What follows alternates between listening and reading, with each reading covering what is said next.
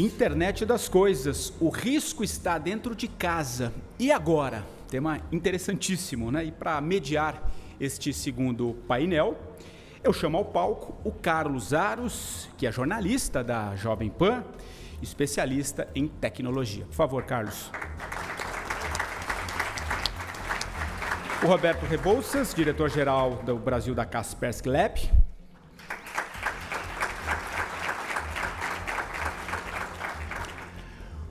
O Gustavo Gattas, que é gerente geral de marketing para dados e inteligência artificial da Microsoft.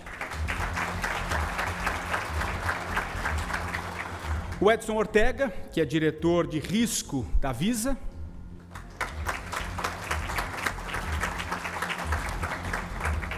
E o Roberto Galo, que é coordenador do Comitê de Segurança e Riscos Cibernéticos da Associação Brasileira das Empresas de Software. Um bom painel a todos. Bom dia para vocês que nos acompanham aqui no auditório, aqueles que estão acompanhando pela transmissão pela internet, pelo canal do Mitos e Fatos, pelas plataformas da Jovem Pan. Fica o convite para que você participe, mande mensagens, vocês também para que façam perguntas. O André Miceli passou no painel anterior por esse tópico em alguns momentos, e a gente vai fazer um mergulho um pouco mais a fundo nessa história sobre a internet das coisas. E aí a gente fez a provocação de que o risco está dentro de casa. Na verdade, ele não está só dentro de casa, né? Ele está onde quer que exista uma conexão ao risco, e é sobre isso que a gente vai falar agora. Portanto, estamos todos sob risco aqui. Mas calma, não precisa sair correndo, a gente vai falar sobre isso de maneira didática aqui. E eu vou começar com o Roberto Rebouças. Essa semana a gente bateu um papo muito bacana, que foi lá para o Tech News, enfim, quem está acompanhando pela rádio já ouviu esse bate-papo. E eu vou puxar um tópico de lá para a gente colocar o início da nossa conversa, Roberto. Okay.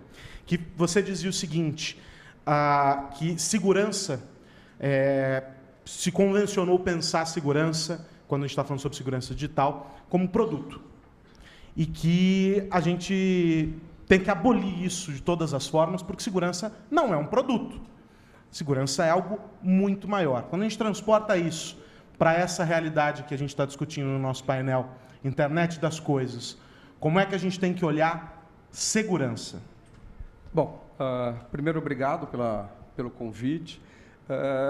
Segurança não é produto. Produto a gente compra, implementa e ele resolve o nosso problema. A solução não tem nada, segurança não tem absolutamente nada a ver com isso. Como falou nos outros painéis, existe o conceito humano, existe toda a parte de quem opera a solução, quem opera a tecnologia, e a gente também, como pessoa física, de como a gente interage com isso. Infelizmente, a segurança hoje é visto como uma coisa chata, o cara na empresa do não. De maneira geral, as novas gerações não veem segurança como algo importante, eles estão mais preocupados em não perder o WhatsApp, não perder suas fotografias no telefone, né? A segurança está praticamente lá embaixo. Eu garanto que a maior parte das pessoas aqui, a primeira coisa que fez quando chegou aqui é: qual é a senha do Wi-Fi? Né? Alguém aqui tem uma segurança embarcada tipo VPN no telefone, para caso o Wi-Fi aqui do hotel esteja invadido, você continua tendo segurança no que você faz no telefone? Eu garanto que provavelmente quase ninguém vai levantar a mão. Tá? Segurança não é uma preocupação, infelizmente, hoje, da população. O Rodrigo levantou a mão, mas ele não conta, tá? Mas ele é do mercado. Ele não conta, por isso que eu estou dizendo, ele não conta. E eu vou até, continuando um pouco rápido, foi interessante o que aconteceu no painel. Ele terminou com a IoT, né, e o que o Wagner estava falando. Infelizmente, no IoT, a gente imagina, e é um mito, que segurança vem por desenho. Isso é um mito. O fato é que é inseguro por default. Não tem segurança absolutamente nenhuma. Você tem que colocar a segurança em cima. seria um carro hoje, você fabricando ele sem cinto de segurança, sem airbag, e conforme os acidentes vão acontecendo, a gente tenta remendar. No fundo, é o que a gente tem hoje de realidade. E aí eu vou pular para o outro Roberto, para perguntar para ele sobre essa história que a gente vem acompanhando, uma escalada dos IoTs. Então, tudo está conectado, inclusive aquilo que não precisa estar conectado, né? Tem coisa que não faz o menor sentido que tenha uma conexão, mas está lá. E a gente aceita, é isso aí, o pessoal vai comprando, é uma festa, você não sabe como usa, mas você quer ter em casa, é o robô que sai aspirando a tua casa por você, aquele inferno lá passeando no meio da sala de manhã, você está dormindo e tal. Só que se supõe que em 2018 nós já tenhamos percorrido uma longa caminhada e os erros que foram cometidos ao longo do caminho não se repetem mais. A gente já avançou muito. Em 2018, a IoT não tem o mesmo problema ou não enfrenta os mesmos problemas dos primórdios da internet.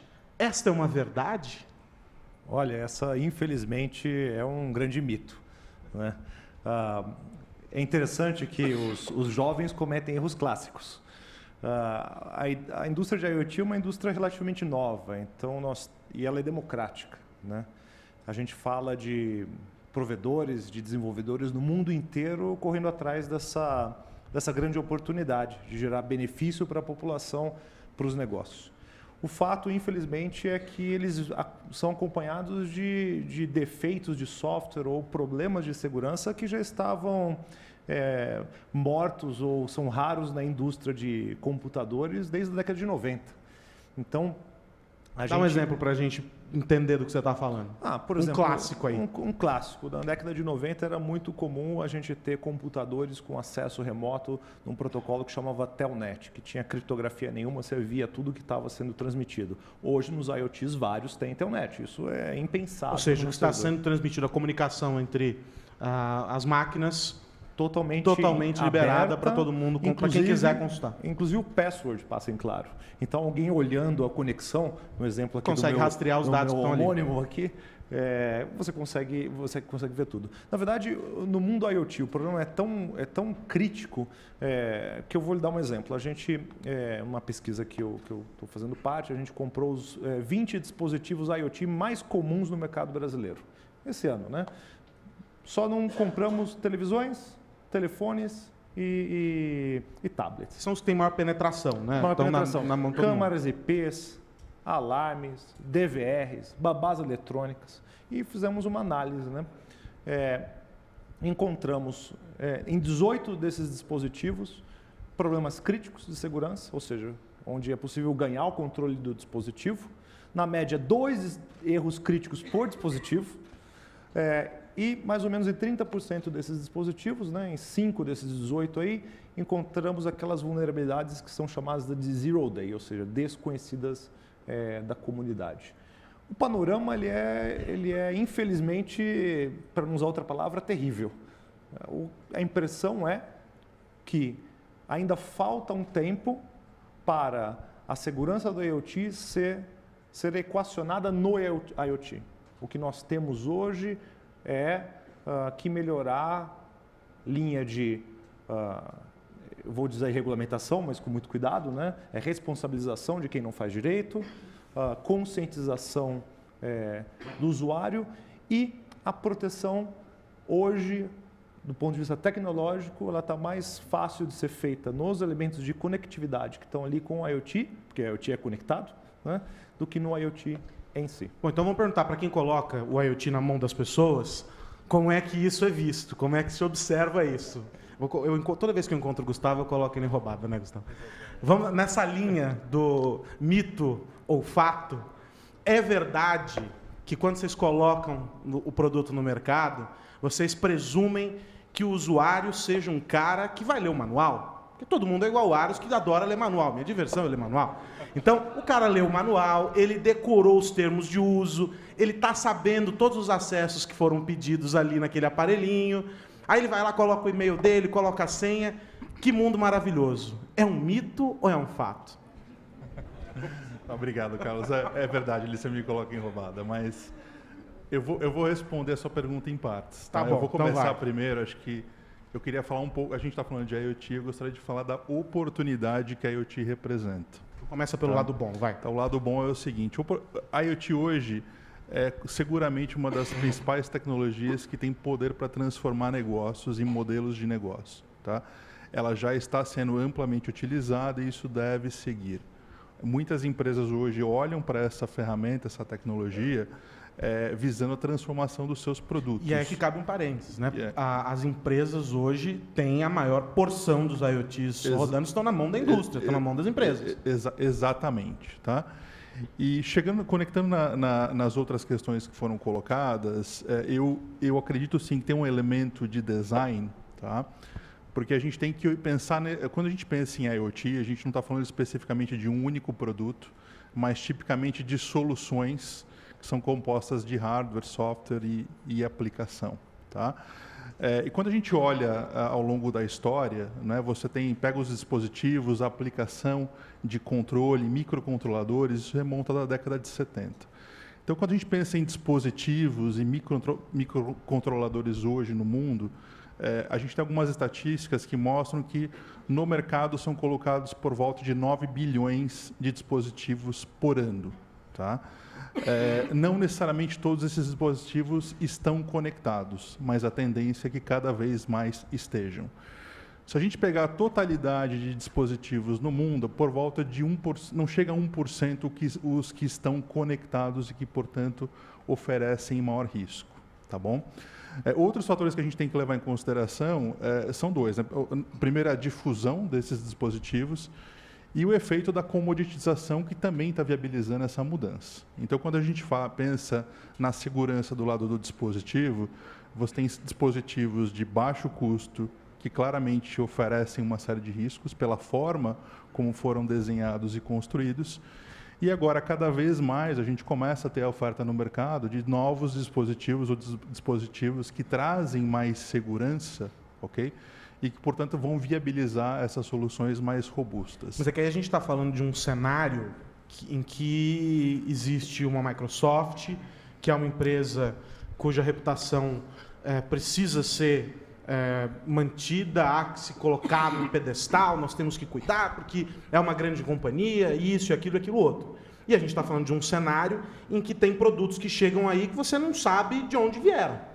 Né? A gente não consegue entender o que são esses aparelhos. Você não vai encontrar fabricante, você não sabe quem que desenvolveu o software que está rodando naquilo. A gente também tem que fazer essa separação, dividir esses dois mundos. As empresas como Microsoft, que precisam respeitar esses protocolos, já que há uma relação de confiança com o consumidor dela, ou pelo menos espera-se que tenha, e esse outro universo, né? Temos que fazer essa distinção aqui. Não, sem dúvida. Né? E isso não só no âmbito do consumidor, mas como de empresas que estão olhando para essa tecnologia. Então, acho que o primeiro ponto é a preocupação que você coloca, né? E a brincadeira da leitura de manual, etc. Mas é fundamental. Nós temos que entender que hoje nós temos esse cenário onde uma boa porção desses dispositivos, infelizmente, não oferece os níveis de segurança mais avançados compatíveis ao que nós temos hoje na computação pessoal. Tá? Então, esse é um primeiro ponto. Segundo ponto, que a gente acredita que a resolução desse problema vai passar por olhar mais seriamente para esse lado. A gente chama, isso aí não deixa de ser uma nova fronteira, ok? É uma fronteira que, por muito tempo, as organizações não olharam com a mesma seriedade com a qual elas olhavam para o seu data center, para os seus outros equipamentos. Nós vamos ter que fazer algo parecido. Tá? E é claro que nós vamos resolver isso aí com novas tecnologias, né, com informação e, como foi colocado, com segurança, tem um componente muito forte de prevenção. Tá bom? Então, por exemplo, nós anunciamos aí recentemente um investimento da ordem de 5 bilhões, onde nós estamos comprando e desenvolvendo tecnologias justamente para tornar mais seguro isso que nós chamamos de fronteira inteligente. Hoje nós entendemos que o dispositivo tem um papel importante que nós precisamos atacar, mas o que eu sempre gosto de trazer é o seguinte, Carlos, quando a gente pensa em segurança e internet das coisas não é muito diferente, eu gosto de entender isso como um novo campo de batalha. Os inimigos, em sua maioria, são os mesmos, os desafios são os mesmos. A gente só está num novo terreno, um terreno onde alguns elementos não foram considerados da forma devida nos últimos anos e a gente tem que atacar. Então, por exemplo, quando a gente pensa hoje em dispositivos, né, em eletrodomésticos, em brinquedos, em equipamentos hoje que já são de uso doméstico, vamos pegar um drone, por exemplo, todos esses dispositivos eles usam microcontroladores que podem ter sido desenvolvidos há mais tempo, não foram pensados para isso e, portanto, são suscetíveis a ataques. Os ataques são muito bem conhecidos hoje, documentados, né? Todas as conferências de hackers mais recentes vêm explorando muito isso. O que a indústria está se organizando para fazer, né? Então, eu vejo, respondendo um pouco do que você está colocando, um grande movimento da indústria em se organizar para rever os seus padrões, para buscar tecnologias que estejam mais preparadas, porque aqui acho que a maioria da plateia é especialista na área de segurança, vocês sabem também quanto eu que isso aqui é uma batalha constante. A evolução dos hackers, eles andam a passos muito rápidos e a tecnologia tem que avançar. Então, o que a gente deve observar nos próximos meses e anos é uma grande revisão desses padrões, a adoção de padrões mais efetivos, tecnologias mais efetivas que vão viabilizar a adoção, né, mais plena e mais segura de IoT. Então, para fechar essa rodada, eu queria falar com o Ortega o seguinte. Nesse processo em que os usuários, e aí a gente não vai fazer distinção entre o indivíduo que opera o dispositivo na casa dele ali para o lazer e o cara que está usando aquilo na linha de produção da indústria dele, tá? Como é que a gente faz o processo de conscientização desse cara? Como é que a gente vai familiarizar esse cara? A gente estava batendo papo agora lá fora rapidinho, estava falando sobre o chip no cartão, né, que para ficar dentro da tua indústria.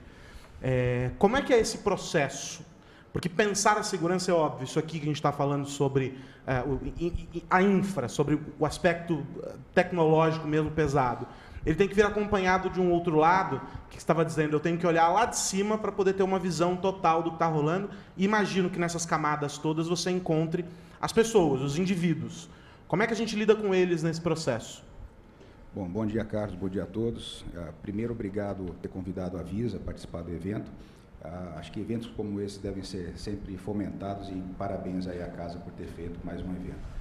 Bom, a teu ponto, a pergunta não tem uma resposta simples, né? Então, lá atrás a gente estava conversando um pouco sobre a história do chip e a senha. Então, na indústria de cartão de crédito, a gente divide o mundo em dois cenários, né? Quando eu falo do mundo de risco, prevenção à fraude. A gente fala do mundo cartão presente, né? Onde você tem uma transação física sendo utilizada e a transação não presente, que ela é no e-commerce ou agora, eventualmente, misturando as duas coisas no IoT. Lá atrás, quando nós tivemos a história do chip, não foi de um dia para o outro que se solidificou. Tem um pequeno detalhe que a indústria toda teve que se organizar e se preparar para fazer esse processo acontecer. Se você traz para o universo de risco, e óbvio, você tem que ter o investimento das empresas, lá atrás a fraude ela era muito mais agressiva, ela onerava muito mais o bolso das empresas do que o investimento na tecnologia. Portanto, se você tinha custo de 2 pontos base para implementar uma tecnologia do chip, considere que a fraude era pelo menos o dobro disso e valia a pena fazer uma conta no final do dia. Mas você teve que ter duas coisas. Uma primeira coisa foi a comoditização da tecnologia. Então, no jargão da indústria, não vou usar muito jargão aqui, mas tem o standard EMV, né, que é a indústria de cartão e de meio de pagamento se organizou. Europay, Mastercard, Visa se organizaram para criar um standard. Por que isso? Para você ter escalabilidade da solução.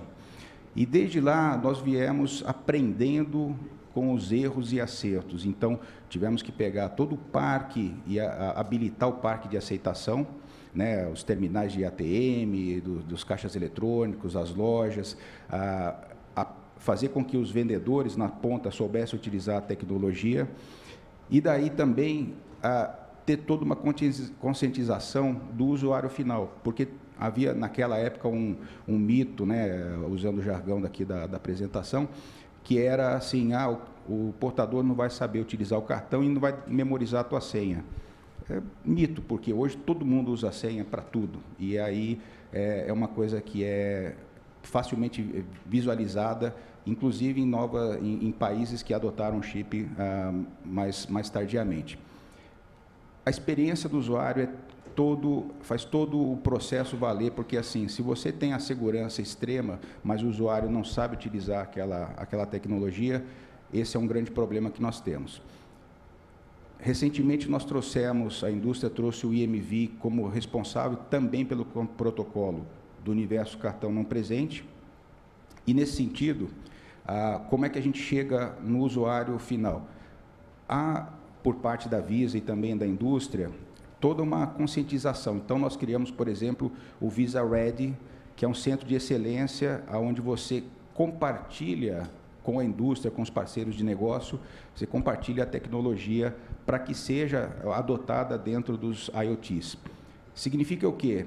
Óbvio que nós vamos ter que pegar companhias de massa de movimentos grandes, né? Então, empresas ou indústrias que têm penetração maior, e aí você começa com essa camada. Mas também você traz novas fintechs, novos entrantes, e dá acesso, através desse centro, para essa camada de indústria. O que eu estou dizendo aqui é muito bonito, muito maravilhoso, mas é assim, é uma curva de aprendizado. Nós vamos ter acertos e erros, como o Galo comentou, de 20 dispositivos, né, Galo? Vocês descobriram 18, se não me falha a memória aqui, que estavam com vulnerabilidades. Isso vai acontecer, é um processo que tem que acontecer, porque, assim, a partir do momento que aquela empresa investiu no dispositivo, e muitas vezes o próprio parceiro de negócio que adotou aquele modelo de tecnologia, de software, de informação, não era o mais assertivo. Então, aquele momento de você ter essa empresa não tendo um êxito, ou seja, tendo vulnerabilidades, faz parte da curva de aprendizado. E isso tudo a gente só está nascendo agora com o IoT, quer dizer, está muito prematuro ainda, mas de uma forma mais positiva, porque hoje a gente tem uma comunicação extremamente positiva, que é a internet, extremamente rápida, né? Agora, o grande ponto é que, muito embora seja, ok, estamos no começo dessa caminhada, etc., ele se soma a um processo de outras vulnerabilidades que já estão aí, né, Roberto? Então, é mais uma questão para se lidar, e aí, diante desse quadro maior, em que você tem prejuízos homéricos, ele se torna um grande problema. Apesar de, claro, a gente entender, e faz todo sentido isso que o Ortega diz, dessa curva de aprendizado. Como em tudo na vida, você precisa fazer essa escalada, né? Mas ele se soma a um quadro que já é preocupante. Falando de vulnerabilidades, né? Todo produto, toda solução é desenvolvida por seres humanos. Nós somos falíveis. Ninguém faria jailbreak num telefone se não tivesse uma vulnerabilidade. Todos os fabricantes têm processos de bug hunting, onde você paga para desenvolvedores ou para pesquisadores, a Google tem, a Kaspersky tem. O grande problema é que essas vulnerabilidades elas custam muito mais caro no mercado paralelo, né? Então, fazer um exemplo rápido, né? A gente se lembra que um ano atrás, um ano e pouco, o FBI e a Apple brigando nos Estados Unidos para quebrar uma criptografia num telefone. Em algum momento o FBI falou, não, obrigado, não preciso mais, né? Se vocês entrarem num site chamado Zerodium, não é Deep Web, é aberto. Tá? Uma vulnerabilidade de jailbreak remota para iPhone, eles pagam $1,5 milhão. Né? A Apple deve pagar 100, 200 mil dólares pela mesma vulnerabilidade. Se você achou, onde é que você vai vender? É lei da oferta e procura, infelizmente, né? Então, hoje a gente tem, sim, temos um problema. Eu acho que a gente está aprendendo, mas ainda a passos de tartaruga. A gente repete muitos erros do passado, né? Se alguém aqui se lembra, há uns 20 anos atrás, mais ou menos, foi a primeira reportagem sobre um vírus no Brasil, a TV Cultura, Paulo César Bren era o especialista, né, e falando do Michelangelo. Né, e a solução do especialista era: não liga o computador amanhã, porque aí você está livre do Michelangelo. Né? Vamos fazer um paralelo com a primeira apresentação, o WannaCry. Muita empresa desligue os computadores que você estará livre do WannaCry. 20 anos depois, a gente continua fazendo exatamente a mesma coisa. Né? Ou seja, ainda somos bombeiros esperando apagar, pegar fogo para apagar incêndio, quando na verdade a gente deveria hoje estar com uma postura muito mais proativa de não deixar acontecer. É muito mais barato você prevenir do que remediar. Tá? Então, e o IoT, como você estava falando, infelizmente, a enorme maioria do que a gente tem no mercado é o que a gente chama de xing-langs, né? Não tenho a menor ideia de quem fabricou, né? Ele vendeu porque pela 8666 foi o que conseguiu vender pelo melhor preço, barato, quase de graça. Infelizmente, o barato sai caro. Muito caro. E como é que o ecossistema vem trabalhando nessa curva de aprendizado para garantir que os prejuízos sejam menores, que a prevenção seja maior, a se envolver diversos agentes? E a gente sabe que aqui no Brasil não costuma ser muito bem o forte você colocar uma galera para pensar ali a respeito e tal. Esse papo de brainstorm não funciona muito bem aqui no Brasil, tem que protocolar em 3 vias e tal, demora um pouco. E a tecnologia não funciona assim. Então, como é que diante desse quadro, com todas os nossos percalços, como é que a gente faz para o ecossistema mudar, hein, Galo? Essa é uma pergunta fundamental, né? Eu vou dividir minha resposta em 2 partes. Segurança tem alguma coisa muito a ver com expectativa do usuário em relação ao comportamento do sistema ou do que ele está comprando. Toda vez que tem um descasamento entre o que o usuário espera e o que o sistema faz, você tem uma possibilidade de incidente. Você espera que teu médico tenha seus dados de saúde. Você não espera que ele compartilhe, de repente, com a empresa que vende medicamento. Você espera que seu dispositivo, tua câmera de vigilância, te permita ver imagens, mas você não espera que uma pessoa de fora acesse essas imagens. Então, expectativa tem muito a ver com isso. Uma parte do que a indústria está fazendo é no sentido de, através da ABIS, no sentido de conscientizar, para que as pessoas tenham uma postura de segurança melhor, exijam mais dos fabricantes, façam escolhas mais conscientes. Um exemplo que eu vou te dar aqui é coisas que o usuário pode fazer. Se você entrou na página do fabricante do teu dispositivo, você vê lá que a lista de atualizações não tem nenhuma nos últimos 6 meses, suspeita, poxa. Você vê teu computador de computação pessoal, toda semana tem atualização, ou todo mês, que seja. Você acha razoável pensar que em 1 ano, 2 anos, nenhuma atualização de segurança saiu para o dispositivo? Porque às vezes o dispositivo é simplesmente abandonado. Além disso, a gente vê movimentos de fabricantes. Então, a partir da ARM, por exemplo, que é um grande fabricante de tecnologia de pequenos processadores para IoT, né? Ela observou que aquilo estava começando a frear a venda de dispositivos. Pessoas não estavam comprando porque de uma forma ou de outra características de segurança não estavam sendo entregues. Então, grandes atores da indústria têm começado a fazer a sua parte. Poxa, deixa eu colocar aqui na infraestrutura do meu processador, do meu componente, alguma coisa que permita que o próximo elemento da cadeia produtiva, né, o fabricante do sistema operacional, tenha onde fazer a parte dele. Ou seja, bases sólidas para o próximo cara que dá na cadeia. Finalmente, e dessa vez eu vou ter que defender o governo, viu? Basicamente, existe o Plano Nacional de IoT, que é uma iniciativa bastante interessante de alguns... Todo mundo aqui colaborou lá, mandou para o Ministério da Ciência e Tecnologia as sugestões. Após todo mundo aqui entrou lá e fez sugestões sobre os protocolos de regulação de IoT, né? Olha lá, todo mundo. Viu só? Eles ficaram muito constrangidos, porque cada um fez 10 sugestões. Eu vi e aí um não dava para falar tudo agora aqui. Eu vi um ali. Olha lá, viu só? Tá vendo? Não, eu não colaborei diretamente, mas tive a oportunidade de dar uma olhada. E me pareceu bem mais amplo do que o caso padrão brasileiro, né? onde a regulamentação ela é soltada de forma imatura, para não dizer de outra forma. Então, acho que são essas vias de trabalho. Chegou uma pergunta aqui da plateia e ela vem na linha daquilo que a gente estava dizendo sobre a indústria, né? Pergunta sobre os atrasos da nossa indústria, mas não, nesse caso não para o desenvolvimento, mas para a proteção. Estamos muito atrás, a pessoa não direciona aqui a quem a pergunta, mas a gente está muito atrás nesse aspecto, sei lá, proteção de dados, mas em um aspecto geral sobre segurança para a indústria, ou não? Como é que vocês veem essa questão? Eu não diria que a gente está muito atrás. A gente vê GDPR, que é uma legislação europeia sobre isso, ela é absurdamente recente. É questão de meses atrás, e a gente já está discutindo uma legislação brasileira.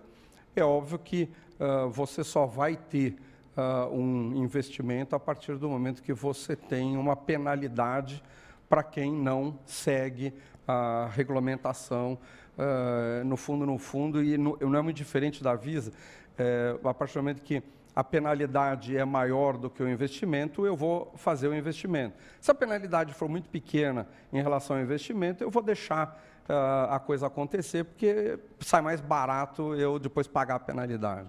Pegando esse gancho da Lei Geral de Proteção de Dados, Ortega, a questão é que aqui no Brasil é o único país do mundo em que dizem que lei precisa pegar. Como é que funciona isso no âmbito da Lei Geral de Proteção de Dados?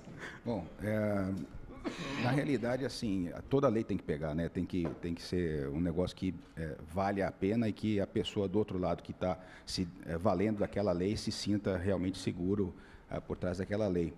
Uma coisa que a gente tem que interpretar é assim, eu vou citar um exemplo aqui, a Visa, o bom é que a gente conhece o mundo inteiro, aí existem vários Ortegas aí nos países fazendo os mesmos trabalhos, e eu trago um exemplo do Canadá. Eu fui visitar o Canadá, o nosso escritório, e me levaram até a Polícia Federal lá do Canadá. E incrível, né, em Toronto. A gente chega na visita e aí tinha um grupo de pessoas fazendo call center, trabalhando lá no call center, etc. E aí eu comecei a perguntar como é que é o seu trabalho. Eu recebo a ligação do consumidor, né, da população, e ele me avisa, olha, meu computador foi sequestrado aqui, o fraudador pegou, recuperou, conseguiu pegar senhas e agora está exigindo dinheiro para liberar todo esse processo. E aquela pessoa fez todo acompanhei a chamada do processo ali que ela investigou. E aí eu falei, puxa, que legal, interessante. Há quanto tempo você trabalha aqui? Ela falou assim, não, eu sou voluntária. Como assim voluntária? Não, eu me faço valer da minha comunidade aqui, a lei me permite que eu venha, trabalhe voluntariamente e faça esse tipo de serviço. Bom, resumindo a história, ela trouxe todo o levantamento do processo, ela conseguiu chegar num ponto de vulnerabilidade lá por parte do fraudador e no outro dia tinha sido presa a pessoa, porque eles conseguiram rastrear, uma coisa foi pegando a outra, prenderam a pessoa. E aí quando você fala assim, puxa vida, é uma realidade que está muito distante da nossa realidade, mas ao mesmo tempo, você tem que, alguém comentou que a lei no Japão não pode ser a mesma lei daqui, ou as mesmas oportunidades não podem ser a daqui. E é um fato.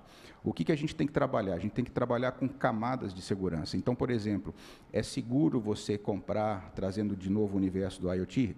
É seguro porque a tecnologia implementada naquele dispositivo é um fator de segurança, mas você tem outras camadas de segurança. Por exemplo, ninguém vai dizer para você que a tua geladeira futurista que manda comprar uma dúzia de ovos porque o sensor percebeu que não tinha ovos ali, que aquela compra não é sua. Tá bom, foi criptografada, mensagem toda ali num standard de segurança, mas a compra aconteceu. Nada impede que você receba uma mensagem no WhatsApp dizendo assim, olha, acabamos de comprar aqui a seu pedido uma dúzia de ovos. É sua transação? Não é. Então, todos esses processos são camadas de segurança que devem ser adicionadas, né, ao IoT, ao universo que a gente está vivendo agora. Então, a lei ela tem que trazer essa flexibilidade de você poder não só navegar na esfera jurídica, mas você também tem que ter a flexibilidade de poder ir até o consumidor final e fazê-lo se sentir seguro nesse processo, né?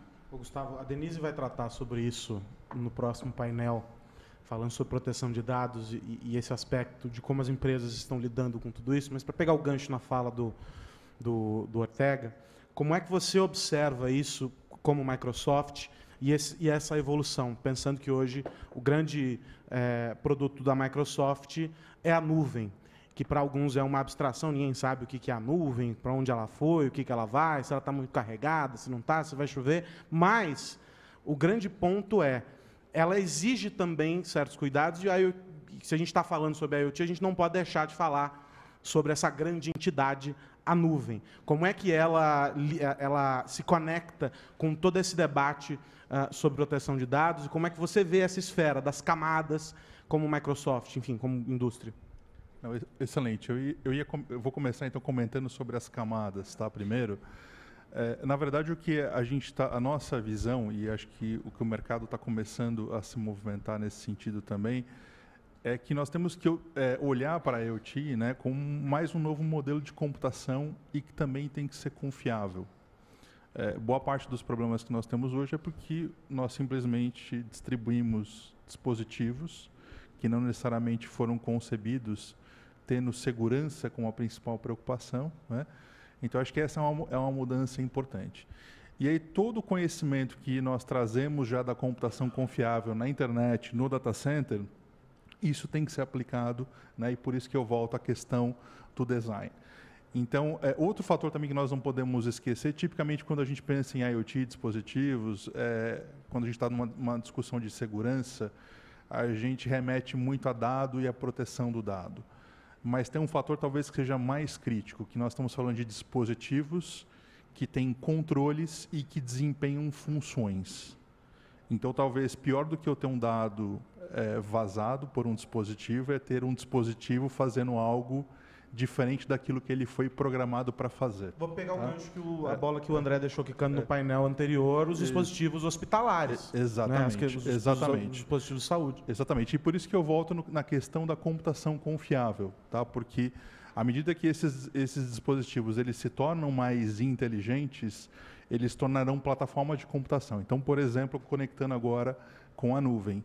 Quando nós pensamos em grandes soluções de IoT, boa parte dessas soluções, elas basicamente utilizam-se de sensores, coletam-se esses dados e processam-se esses dados numa nuvem ou num data center. Tá? Esse é um cenário clássico de, por exemplo, monitoramento remoto.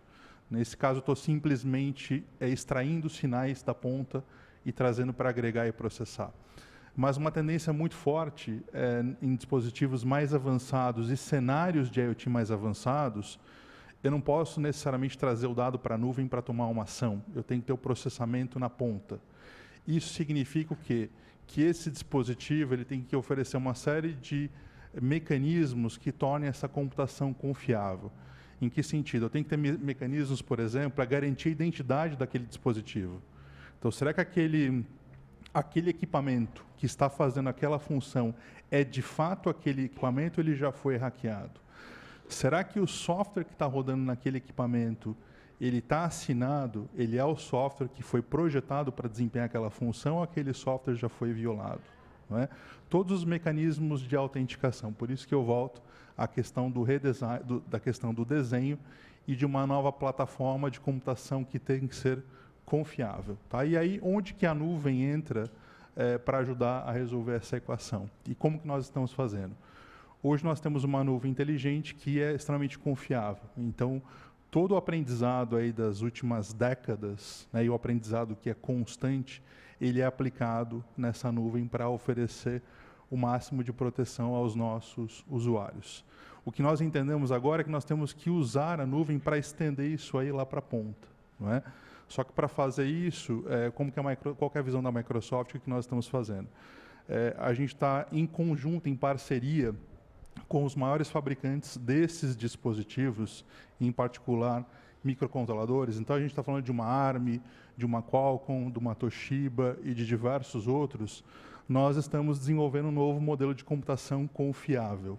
Tá? Então, nós estamos levando todo o aprendizado que nós temos hoje nas aplicações, quando você constrói o seu e-commerce, quando você constrói o seu internet banking, quando você constrói o seu sistema operacional, nós estamos estamos especificando uma nova plataforma de computação chamada Sphere, que já possui alguns dispositivos pré-concebidos e desenhados para oferecer o mesmo nível de confiabilidade que nós temos hoje no nosso data center. Então, a nossa visão, conectando essas duas coisas, é nesse sentido.